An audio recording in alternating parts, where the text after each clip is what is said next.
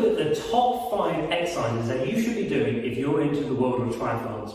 The first exercise we're going to have a look at is a Trx Leg Extension. For this one, you're going to be ground facing away from the ankle point, and you're going to have your straps at mid-calf height. And when you're doing this exercise, it's really about focusing on the height of the hips coming up and thinking about having your knees bent and then extending them. This is a great exercise for developing the strength of the quadriceps as well as developing the core.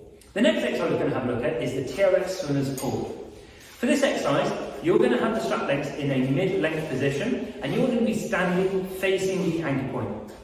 When you're doing this position, I would always recommend people start off with their hands next to their thighs and then take an offset stance.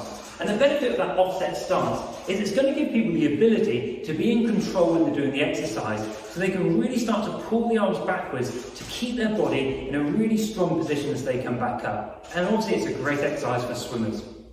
The next exercise we're going to have a look at is the Trx chest press, and we're going to do this one in a single arm. So what we're going to do is get people set up into a single hand mode, and as you're doing this exercise, it's a great way of starting to work on a little bit of that core strength as well as the upper body.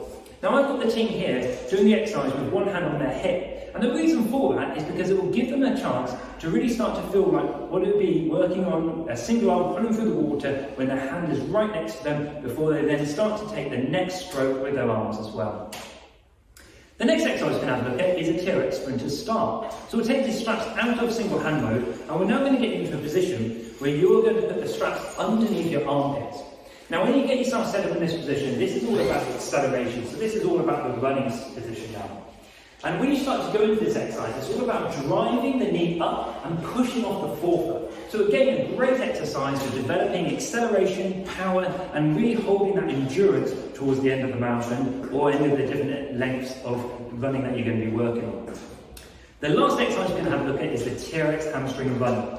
So this exercise is about getting onto the ground, facing the ankle point, and getting your heels in. So you need the straps at the mid-calf height. And when you're doing this exercise, it's all about core stability.